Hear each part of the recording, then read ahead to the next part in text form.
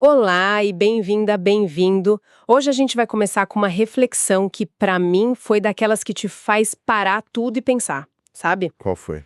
A frase é assim: muitas vezes o maior problema empresarial não são as coisas erradas que foram feitas, mas sim aquilo que era certo e foi deixado de fazer. Nossa, isso é forte. Muda tudo, né? A gente Hum, sempre foca em buscar o acerto, a grande ideia, mas isso sugere que o sucesso talvez seja mais sobre evitar os erros de omissão. Sem dúvida. É uma inversão total de perspectiva. Em vez de perguntar o que eu preciso fazer para ganhar, a pergunta vira o que eu não posso, de jeito nenhum, deixar de fazer para não perder. Exato. E é essa mentalidade que a gente encontrou na nossa análise de hoje.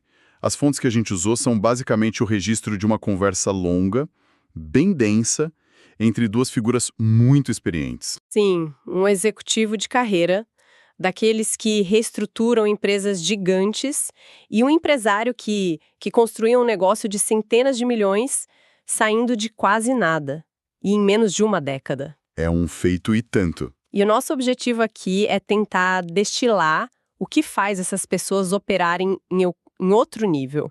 E mergulhando nesse material, três pilares saltam aos olhos. Quais seriam? Primeiro, a obsessão pela equipe certa. Segundo, a disciplina quase fanática pela execução.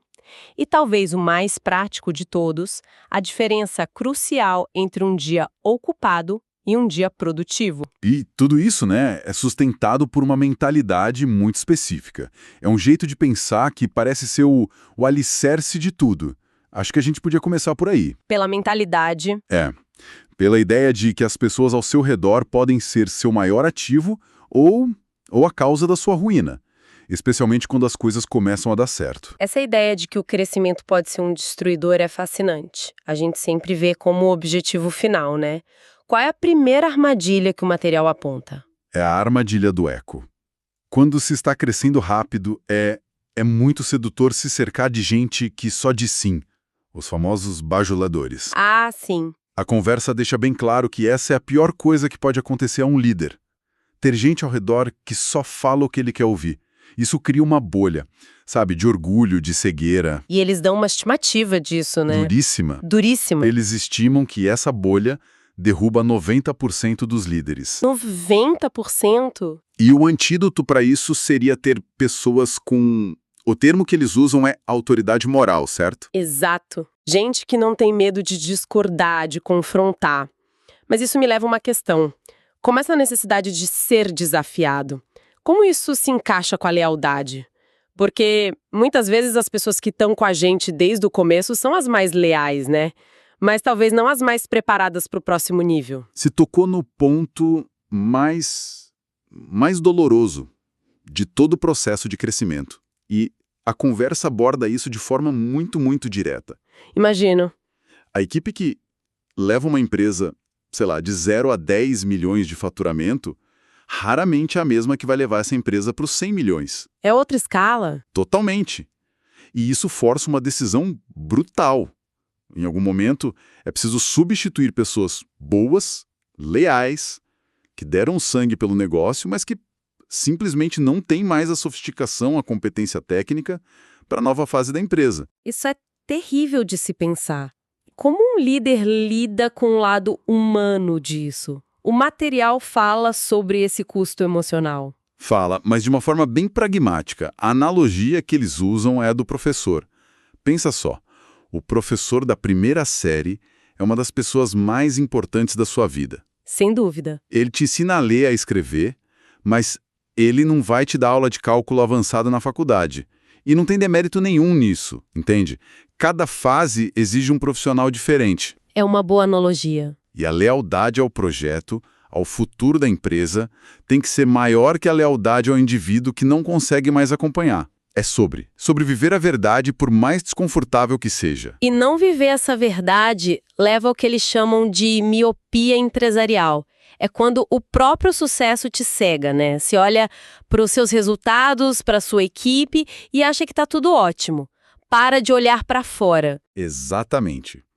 A analogia dos carros que eles usam é perfeita para isso. Adorei essa parte. Imagina que você vive na sua cidadezinha e seus carros são os mais rápidos de lá. Você se sente o máximo, né? Claro. Um dia, você viaja para uma metrópole e vê carros de corrida que vão de 0 a 100 em 2 segundos. Naquele instante, você percebe que seus carros rápidos são, na verdade, carroças. A ficha cai na hora. Na hora. Sem essa exposição ao que é a verdadeira alta performance, você nunca sente a necessidade de melhorar de verdade. O que nos leva a uma hierarquia de aprendizado que foi discutida. É uma ideia poderosa sobre como o conhecimento se transforma em resultado.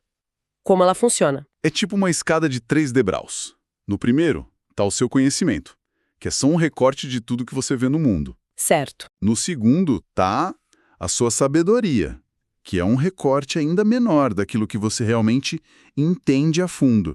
Mas o degrau crucial é o terceiro, a experiência produtiva. É quando vira prática. É quando você pega essa sabedoria e testa no mundo real, comete erros, ajusta e finalmente transforma em algo que gere valor. E o grande perigo da nossa ela, segundo eles, é ficar preso nos 2 primeiros degraus. Virar um obeso cerebral. É uma imagem bem forte. Muito. Alguém que consome tudo, lê tudo, assiste a tudo, mas nunca põe a mão na massa. Exato. Porque a experiência real exige uma coisa que o consumo de conteúdo não dá. Profundidade versus tempo. E muitos erros no caminho. Sim. Um dos momentos mais sinceros da conversa é quando um deles admite que o maior arrependimento não foram as decisões erradas, mas as coisas certas que ele deixou de fazer porque ele nem sabia que precisavam ser feitas. É a falta de experiência que te cega para o próximo movimento. E essa frustração de não saber o que fazer, mesmo com tanto conhecimento, mostra que a melhor sabedoria do mundo é inútil se não for para a prática, né? O que, imagino, é a essência da execução. É a ponte perfeita. Conhecimento sem ação é só um hobby. E a discussão simplifica o papel de um líder de uma forma quase brutal. A sua única função é fazer as coisas acontecerem.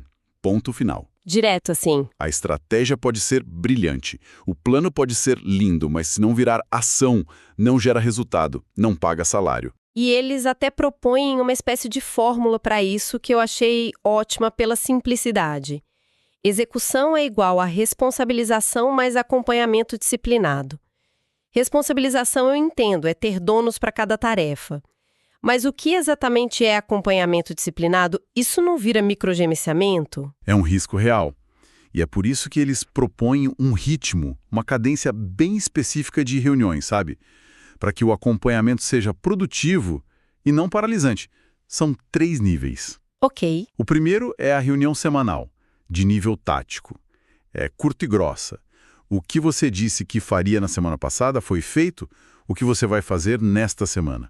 É o pulso da operação. Certo. Isso mantém a bola rolando no curto prazo. E os outros? O segundo nível é a reunião mensal. O foco aqui muda do tático para o financeiro. É hora de olhar os números frios. Balanço, DRE. A empresa deu lucro ou prejuízo. A hora da verdade. E, finalmente, o terceiro nível é a reunião trimestral. Essa é mais longa, mais estratégica. É o momento de dar um passo para trás e perguntar: o nosso plano principal ainda faz sentido? O mercado mudou? Entendi. Então a vitória não acontece na grande reunião anual, mas na disciplina dessas pequenas interações, semana a semana. A frase que eles usam é ótima. Para ter a ceia de Natal do longo prazo, você precisa almoçar e jantar todos os dias. Exatamente. E essa disciplina precisa ser visível, palpável. Tem uma história na conversa que ilustra isso muito bem. O executivo chega na empresa para reestruturar e a primeira coisa que ele pede é que o plano estratégico impresso seja colocado na mesa de cada gestor. E é aí que a diretora de RH, com a melhor das intenções, se preocupa com ecologia, né? E pergunta: mas e as árvores? Pois é. A resposta do executivo foi um choque de realidade. No momento, estou tentando salvar empregos. A árvore está no final da fila. É uma fala dura, mas mostra um foco absoluto. E o mais curioso, que eles adicionam depois, é que essa preocupação nem fazia sentido. O papel de escritório não vem de desmatamento, vem de florestas de eucalipto plantadas para isso. Sério? Sim, ou seja, ao imprimir o plano, eles na verdade estavam ajudando a gerar empregos e a plantar mais árvores. quebra um paradigma, né? Totalmente. Mas o ponto central é poderoso. Se o plano está guardado numa pasta no servidor, ele não existe. Ele precisa estar na sua frente, te encarando. Agora, só executar com disciplina, só acelerar para frente, também tem riscos, né? Sim, e isso nos leva à metáfora do ataque e da defesa. A ideia é que a vitória está no ataque, mas a invencibilidade, a capacidade de se manter no jogo, está na defesa. E o perfil típico do empreendedor é ser ótimo no ataque, certo? Marketing, vendas, novos produtos é a parte emocionante do negócio. Exato, é onde está a adrenalina. Mas muitos negligenciam completamente a defesa. A parte tributária, a contabilidade, o departamento pessoal. A parte chata. A parte chata, mas essencial. Eles são ousados para avançar, mas desorganizados para se proteger. O resultado é que dão um passo para frente no faturamento e 2 para trás por causa de multas, processos, problemas fiscais. São os efeitos colaterais do crescimento sem estrutura. O que me parece crucial aqui é a noção de que a complexidade de um negócio não cresce de forma linear. Ela cresce exponencialmente. Ponto fundamental. O exemplo que eles dão é muito claro. Organizar um evento para 15 pessoas. O próprio dono arruma as cadeiras, compra os salgadinhos. Simples. Agora, organiza um evento para 14 mil pessoas. A logística, a segurança, os alvarás, a estrutura necessária é de outra ordem de grandeza. A complexidade explode. Então, o segredo é adicionar governança e complexidade no ritmo certo. Não adianta burocratizar uma startup, mas também é suicídio gerir uma empresa de 50 milhões com a mesma planilha de Excel de quando ela começou. Precisamente. E a ferramenta para gerenciar essa complexidade, para garantir que ataque e defesa joguem juntos, é algo que soa pouco glamuroso, mas é a essência de tudo. A rotina. A rotina produtiva. Adorei essa distinção. Quem nunca chegou ao fim do dia exausto, sentindo que correu uma maratona, mas sem conseguir apontar uma única coisa importante que realizou? Esse é o dia ocupado. De e-mails, apaga pequenos incêndios. Você está em movimento constante, mas sem direção. Já o dia produtivo é proativo. É um dia onde você deliberadamente fez algo para gerar mais receita ou para organizar melhor o negócio. E como se sai da armadilha do dia ocupado? Qual a ferramenta prática para isso? A ferramenta é a agenda programada. E não só para o líder, mas para todo mundo na empresa. A ideia é que cada pessoa, do CEO ao operacional, saiba o que precisa fazer das 8 às 18. Eles argumentam que as tarefas diárias são mais importantes que a descrição formal do cargo. Tem um exercício que eles sugerem que parece doloroso, mas muito revelador. A ideia de monitorar o próprio tempo a cada 15 minutos. É um diagnóstico brutal da sua própria ineficiência. No fim do dia, você olha aquela lista de atividades e classifica em 4 categorias: importante, urgente, delegável ou desnecessária. E a conclusão é dura, né? A conclusão é que um líder passa o dia apagando incêndios, que são as tarefas urgentes, simplesmente porque não fez o que era importante a tempo. E por que não fez o que era importante? Porque estava ocupado demais fazendo o que era perfeitamente delegável ou, o que é pior, o que era completamente desnecessário. É um ciclo vicioso. A única forma de quebrar é com a disciplina de planejar o dia com antecedência. É um quebra-cabeça fascinante. Se a gente juntar as peças, o quadro fica bem claro.